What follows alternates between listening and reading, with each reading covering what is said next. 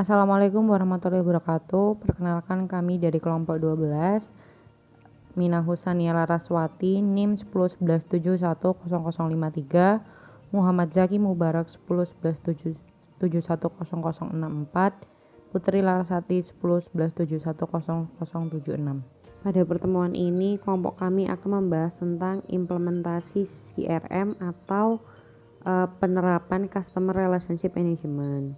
Nah, biasanya teman-teman perusahaan itu terlalu fokus pada manfaat dan struktur organisasi yang sesuai dengan yang diperlukan, tetapi tidak cukup untuk melaksanakan keberhasilan implementasi CRM itu sendiri.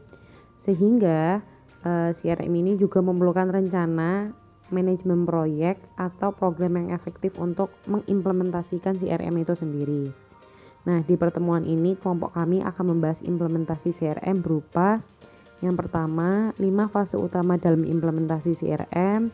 Yang kedua, sejumlah alat dan proses yang dapat diterapkan dalam setiap fase implementasi CRM. Dan yang ketiga, pentingnya manajemen proyek dan manajemen perubahan selama proses implementasi. Nah, di slide ini disebutkan 5 langkah atau 5 fase proses untuk mengimplementasi CRM. Yang pertama, mengembangkan strategi CRM yang telah ada. Ya, yang kedua, membangun yayasan proyek CRM. Yang ketiga, melihat kebutuhan spesifikasi dan pemilihan mitra. Yang keempat, implementasi proyek. Lalu ada yang terakhir, evaluasi kinerja. Nah, nantinya akan dibahas satu persatu. Yang pertama, mengembangkan strategi CRM. Langkah pertama dalam mengembangkan strategi CRM yaitu menganalisis situasi.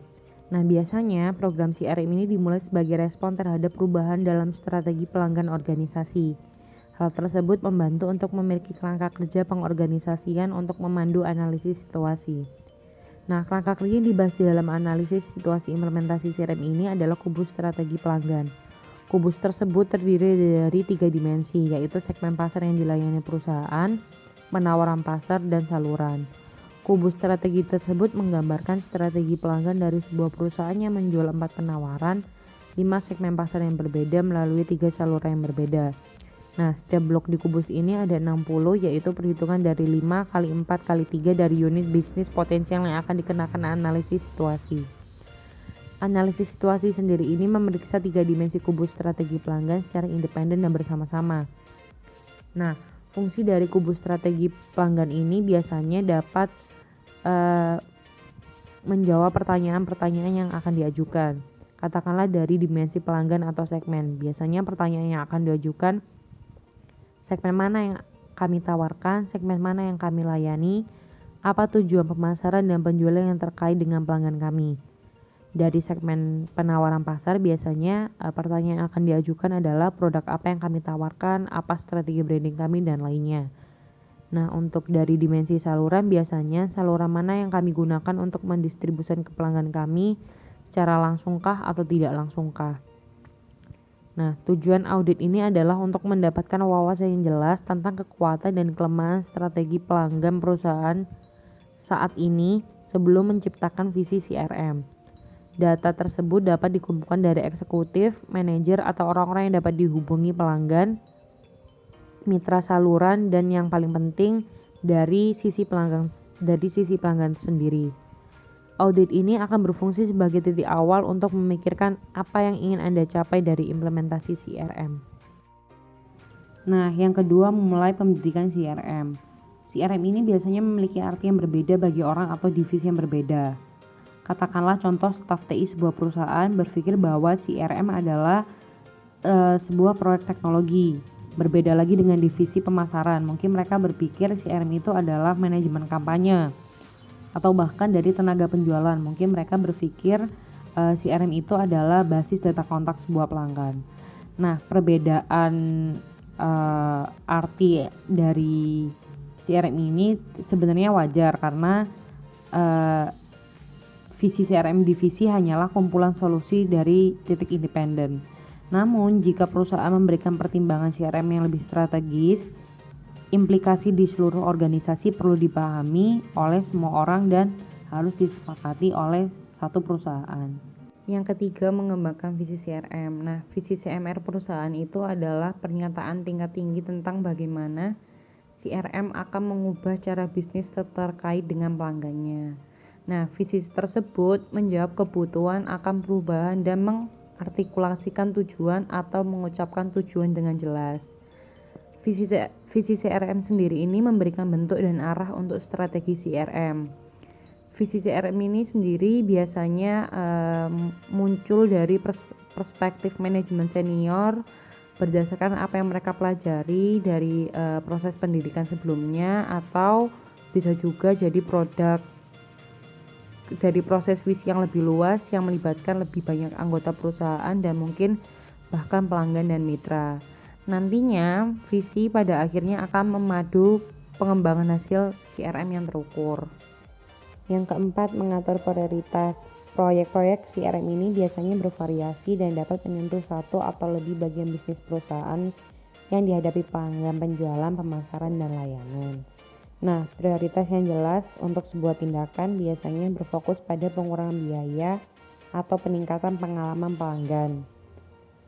Mungkin jatuh dari analisis situasi, tetapi lebih banyak waktu dan perdebatan yang sering diperlukan. Nah, prioritas mungkin juga diberikan pada proyek yang menghasilkan kemenangan atau keberhasilan cepat atau biaya paling rendah. Nah, untuk prioritas jangka panjang mungkin terbukti lebih sulit diimplementasikan. Misalnya sebuah perusahaan mungkin ingin memprioritaskan segmen pelanggan baru berdasarkan potensi keuntungan mereka. Nah, hal tersebut itu kan membutuhkan analisis situasi yang lebih lama. Nah, untuk hambatan terhadap hasil itu adalah ketidakmampuan perusahaan untuk melacak biaya penjualan, pemasaran, dan layanan kepada pelanggan. Karena itu, sebuah perusahaan mungkin perlu memprioritaskan penerapan sistem penetapan biaya berdasarkan aktivitas sebelum melakukan segmentasi terbaru, seperti itu. Nah, untuk langkah kelima yaitu menetapkan manfaat yang diharapkan, tujuan dan sasaran. Sasaran sendiri muncul dari proses positioning dan memprioritaskan yang telah kita bahas tadi. Di sini kata tujuan merujuk pada hasil kualitatif dan merujuk pada hasil yang terukur. Misalnya, sasaran CRM mungkin untuk memperoleh pelanggan baru. Berarti tujuan CRM terkait adalah untuk menghasilkan 200 lead berkualitas tambahan pada kuartil 4 tahun keuangan berikutnya. Seperti yang ditunjukkan pada tabel 14.1, tujuan CRM umumnya mengelompok di sekitar 3 tema besar. Yang pertama, meningkatkan kepuasan atau loyalitas pelanggan, yang kedua meningkatkan pendapatan, dan yang ketiga mengurangi biaya. Nah, strategi CRM ini sendiri sering mengejar beberapa tujuan secara bersamaan, misalnya meningkatkan retensi pelanggan dan mengurangi biaya layanan pelangganan. Identifikasi kemungkinan sumber daya dan perubahan orang. Nah, langkah selanjutnya adalah membangun manfaat ketergantungan jaringan BDN di sekitar tujuan. Proses berpikir tentang perubahan bisnis yang diperlukan untuk mencapai tujuan CRM ini sangat penting dan memastikan bahwa organisasi menyadari bahwa ruang lingkup perubahan yang diperlukan. CRM ini terlalu sering dipandang sebagai proyek pemasaran dan sikap biarkan mereka melanjutkannya berlalu. Ketika program ini dibuka, manajer pelanggan akan mulai menuntut sumber daya dan perubahan pada proses bisnis. Jauh lebih baik untuk menyiarkan masalah ini dan menyetujui sebelum menghabiskan sejumlah besar pada CRM, hanya untuk mengetahui bahwa organisasi tidak dapat atau tidak mau untuk mengembangkan kemampuan dan sumber daya pelengkap yang diperlukan untuk membuat CRM berfungsi. Langkah ini juga akan memastikan bahwa perusahaan mengidentifikasi orang, proses, dan perubahan organisasi, serta persyaratan teknologi untuk tujuan dan sasaran yang ingin dicapai. Perusahaan akan kembali ke masalah ini berulang kali saat proyek ini dibuka.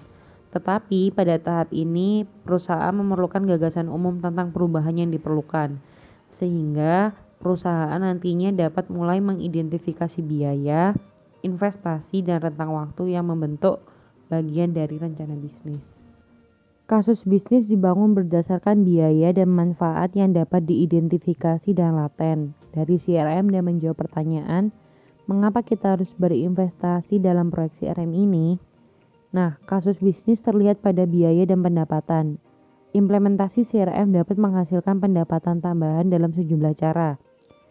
Eh, Kami membagi ini menjadi manfaat yang lebih mungkin untuk segera dicapai dan yang laten, yaitu mereka menjadi jelas setelah organisasi telah mengembangkan aset dan kemampuan CRM pelengkap.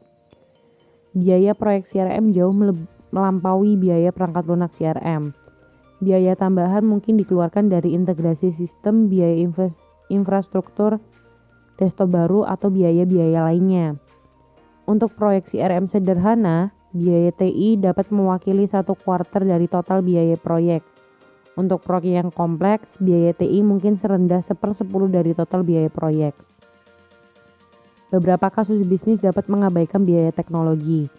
Banyak perusahaan yang menggunakan perangkat lunak berbayar untuk model CRM dalam biaya lisensi inklusif mereka. Contohnya seperti SAP user berlisensi. Mungkin menggunakan perangkat lunak perusahaan untuk fungsi backup Office-nya saja. Namun, biaya lisensi memungkinkan perusahaan untuk menggunakan model CRM Suite. Tidak ada biaya lisensi tambahan yang dikeluarkan perusahaan lain yang memilih untuk menggunakan CRM pendekatan SAS. Daripada menginstal perangkat lunak pada perangkat keras mereka sendiri, mereka memperlakukan perangkat lunak CRM sebagai biaya operasi. Mereka hanya memperlakukan biaya perangkat lunak berdasarkan biaya bulanan per pengguna sebagai biaya operasional yang dapat dialokasikan untuk anggaran pemasaran, penjualan, atau layanan. Banyak dari biaya dan manfaat ini dapat diukur, tetapi ada juga beberapa manfaat penting laten atau strategi yang jauh lebih sulit untuk dinilai. Misalnya, pengembangan cara pelanggan sentris dalam melakukan bisnis, pengalaman pelanggan yang lebih baik, peningkatan responsif terhadap perubahan di pasar atau lingkungan kompetitif, lebih banyak berbagi informasi antara silo bisnis, hubungan yang lebih harmonis dengan pelanggan, dan pengembangan keunggulan kompetitif berbasis informasi.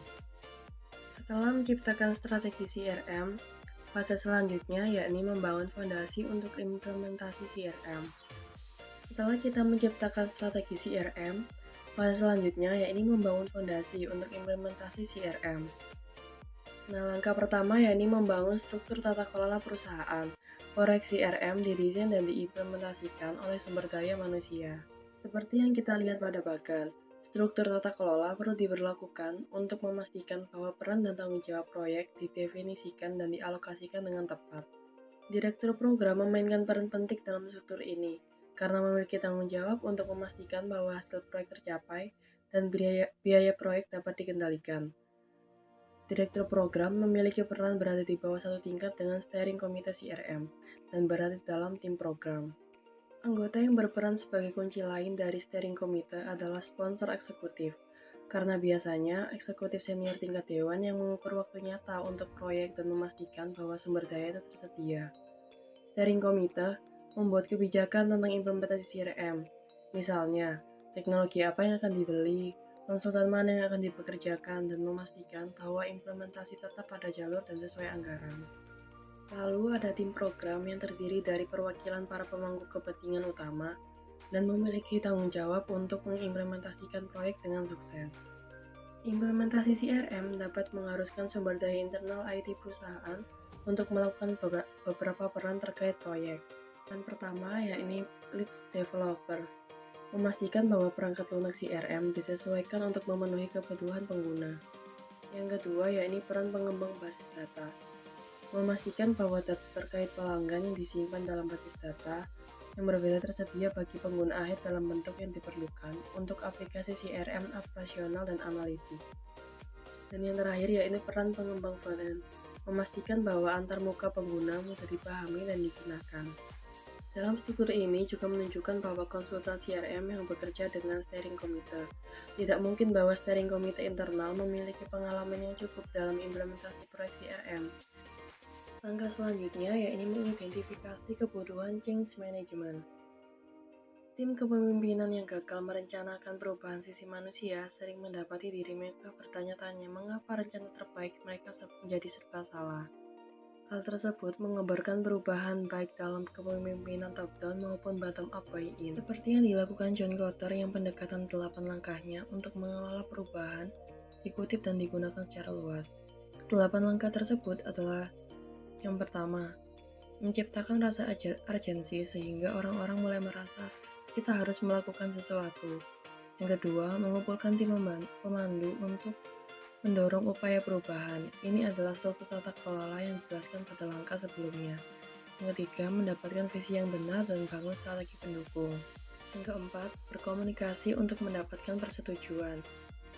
Lalu melakukan tindakan dengan menghilangkan hambatan organisasi untuk perubahan. Yang keenam, menghasilkan kemenangan jangka pendek untuk meredakan sinisme, pesimisme, dan skeptisisme. Yang ketujuh, tidak menyerah tetapi terus mengubah dan mempromosikan visi. Yang terakhir, membuat perubahan tetap dengan membentuk kembali budaya organisasi. Program change management yang berhasil mengadopsi pendekatan perubahan dapat dilihat dan dirasakan. Untuk membawa perubahan itu, perlu tidak hanya membuat orang melihat kebutuhan perubahan, tetapi juga untuk merasa sangat terlibat secara emosional, sehingga mereka merasa ingin berubah. Karena pentingnya keterlibatan emosional dengan visi dan strategi program. Langkah ketiga yakni mengidentifikasi kebutuhan manajemen proyek atau program. Rencana proyek CRM merinci langkah-langkah yang akan membawa perusahaan dari tempatnya berada sekarang, yakni dengan analisis situasi strategi pelanggan ke tempat yang diinginkan sesuai dengan visi, manfaat, sasaran, dan tujuan CRM, secara tepat waktu dan sesuai anggaran. Direktur program CRM umumnya melakukan peran manajemen proyek, tetapi kadang-kadang diserahkan kepada konsultan. Alat-alat seperti Gantt chart, critical path analysis, evaluasi program dan teknik review, atau diagram jaringan adalah alat yang berguna untuk manajer proyek. Beberapa tugas akan dilakukan secara paralel, beberapa secara berurutan. Proyek CRM yang memiliki tujuan meningkatkan produktivitas marketing campaign dapat terdiri dari sejumlah tugas atau proyek kecil, masing-masing dengan pengiriman dan jangka waktunya sendiri, termasuk proyek segmentasi pasar, proyek pengembangan database, pembuatan proses campaign manajemen baru, laporan manajemen proyek, pencarian teknologi dan proyek seleksi, serta proyek pelatihan pengguna. Selanjutnya, yakni mengidentifikasi faktor penentu keberhasilan. Faktor-faktor penentu keberhasilan ini harus dimiliki agar dapat mendukung keberhasilan proyek. Faktor penentu keberhasilan dapat didefinisikan sebagai atribut dan variabel yang secara signifikan dapat mempengaruhi hasil bisnis. Berikut identifikasi faktor penentu keberhasilan yang mencakup orang-orang, aspek proses, dan teknologi untuk keberhasilan strategi CRM. Yang paling penting dalam faktor ini adalah senior management commitment, customer information management, marketing automation, serta support for operational management. Langkah yang terakhir dari fase ini yakni mengembangkan rencana manajemen risiko. Pada langkah proses implementasi CRM ini, perusahaan akan mencoba mengidentifikasi risiko utama untuk mencapai hasil yang diinginkan. Setelah diidentifikasi, perusahaan dapat mulai menerapkan strategi mitigasi risiko dan rencana kontingensi. Gartner menyebutkan sejumlah penyebab umum kegagalan pada CRM. Yang pertama, manajemen yang hanya memiliki sedikit pemahaman atau keterlibatan dari pelanggan. Penghargaan dan insentif yang terkait dengan tujuan lama dan bukan dari pelanggan. Budaya organisasi yang tidak berfokus pada pelanggan. Input terbatas atau tidak sama sekali dari pelanggan. Berpikir bahwa teknologi adalah solusi. Lalu kurangnya proses yang dirancang secara khusus, data pelanggan yang berkualitas buruk, sedikit koordinasi antara inisiatif dan proyek departemen. Penciptaan tim CRM terjadi di akhir, dan tim ini terdiri hanya dari orang-orang IT, tetapi tidak memiliki staf bisnis. Lalu yang terakhir tidak ada langkah atau pemantauan manfaat dan kurangnya pengujian. Selanjutnya, fase ketiga yaitu spesifikasi kebutuhan dan pemilihan mitra. Dalam proses ini yaitu ada beberapa tahapan. Tahapan pertama yaitu proses engineering. Tugas pertama tahapan ini ada 3, yaitu mengidentifikasi proses bisnis yang perlu perhatian sehingga menjadikannya lebih efektif atau efisien, serta menandainya sebagai kandidat untuk otomatisasi. Proses bisnis sendiri adalah serangkaian kegiatan yang dilakukan oleh orang atau teknologi untuk mencapai hasil yang diinginkan. Proses bisnis memiliki titik awal dan akhir yang jelas. Nah, dalam proses engineering ini yaitu ada vertical process. Vertical process adalah proses yang sepenuhnya berada dalam fungsi bisnis. Misalnya, proses akuisisi pelanggan yang mungkin terjadi di departemen pemasaran. Selanjutnya yaitu ada proses horizontal, yaitu dalam struktur tatanan. Dalam implementasi CRM ini melibatkan beberapa divisi di organisasi perusahaan, misalnya divisi pemasaran, divisi keuangan, penelitian, dan divisi pengembangan. Selanjutnya yaitu front office, yaitu divisi yang berhadapan langsung dengan pelanggan, contohnya sales marketing. Selanjutnya yaitu back office, yaitu yang berperan di balik layar, contohnya proses pengadaan atau produksi. Selanjutnya yaitu proses utama, yaitu memiliki implikasi biaya yang sangat besar yang dikeluarkan oleh perusahaan, contohnya proses logistik. Proses sekunder, proses ini memiliki implikasi kecil terhadap biaya atau pendapatan atau sedikit berdampak pada pengalaman pelanggan. Operasional CRM melibatkan otomatisasi proses penjualan, pemasaran, layanan perusahaan, dan umumnya memerlukan dukungan CRM analitik. Selanjutnya yaitu tahap evaluasi operasional CRM. Tentunya ada beberapa hal yang perlu diperbaiki dan dievaluasi dari setiap langkah yang sudah direncanakan di awal untuk dilanjutkan ke tahap selanjutnya. Tujuan dari evaluasi proses ini, kita dapat mengetahui mana yang sistem yang perlu kita perbaiki dan mana sistem yang tidak efektif dan tidak efisien sehingga membutuhkan perbaikan. Yang kedua yaitu tinjauan data dan analisis kesenjangan. Mengidentifikasi data atau mengelompokkan data yang dibutuhkan untuk CRM serta memperhitungkan data yang dibutuhkan. Setelah mengidentifikasi, proses selanjutnya adalah meninjau persyaratan data untuk implementasi CRM dan untuk mengidentifikasi kekurangan. Selanjutnya, langkah keempat yaitu penyusunan proposal yang berisikan CRM strategik perusahaan, penyusunan RFP, dan pengimplementasian CRM. Langkah kelima yaitu perusahaan di bidang software untuk melakukan penawaran kerjasama. Langkah kelima yaitu melakukan identifikasi vendor terkait setelah proses penawaran yang dilakukan, serta mempertimbangkan aspek kebutuhan serta penilaian terhadap vendor mengenai dukungan terhadap perusahaan. Berikut ini akan kami tayangkan sebuah video yang menerangkan salah satu perusahaan terkemuka yang bergerak di bidang software CRM. Selamat menyaksikan. We live in a time of relentless business transformation. We're connecting customers, products, people, and data wins. Where smarter wins. A time where Microsoft technology can help transform organizations, bringing together company and customer, patient and provider, factory and field service, people and government, storefront and supply chain. Without silos, without limits.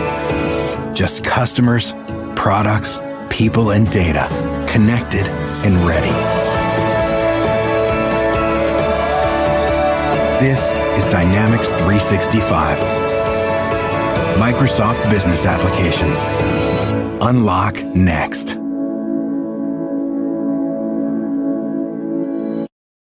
Nah, bagaimana videonya? Keren kan? Selanjutnya kita lanjut ke fase 4 yaitu implementasi project CRM.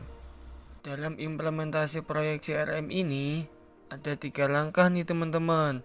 Langkah pertama, dalam fase 4 ini yaitu perusahaan bekerja sama dengan vendor dalam menyempurnakan rencana proyek dengan dasar mempertimbangkan kebutuhan dan ketersediaan sehingga dapat membantu menetapkan proyek dan memperbaiki anggaran. Lanjut yang kedua yaitu penyesuaian kebutuhan. Hal ini seperti yang dilakukan oleh salah satu perusahaan penyedia software CRM, Oracle, misalnya menawarkan serangkaian suite CRM untuk kebutuhan perbankan, kebutuhan retail, kebutuhan sektor publik, dan vertikal lainnya. Selanjutnya langkah ketiga yaitu mengenai desain prototipe, pengujian, modifikasi, dan peluncuran. Output dari proses kustomisasi ini akan menjadi prototipe yang dapat diuji oleh pengguna pada data terkait pelanggan. Tes pengguna menunjukkan apakah penyesuaian lebih lanjut diperlukan. Penyesuaian akhir untuk proses peninjauan akhir sebelum program peluncuran CRM diimplementasikan. Yang terakhir adalah yang kelima yaitu mengenai performance evaluation atau evaluasi kinerja. Dalam tahap terakhir dari proyek CRM melibatkan evaluasi kinerja. Seberapa baik kinerjanya, apakah timbul masalah pada operasional, serta manfaat yang diperoleh oleh perusahaan dan anggaran yang dikeluarkan apakah sudah sesuai dengan yang telah direncanakan. Terima kasih. Itu yang dapat kami sampaikan. Jika ada yang perlu didiskusikan serta pertanyaan-pertanyaan yang teman-teman ingin pertanyakan kepada kami tunggu di grup WA online CRM kelas B.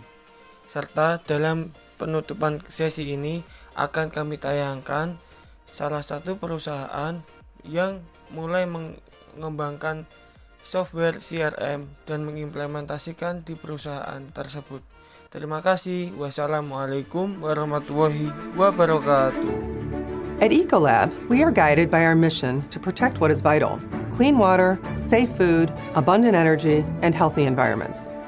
Working with Microsoft ensures our field teams stand out, giving us the data and digital tools to have better relationships with our customers.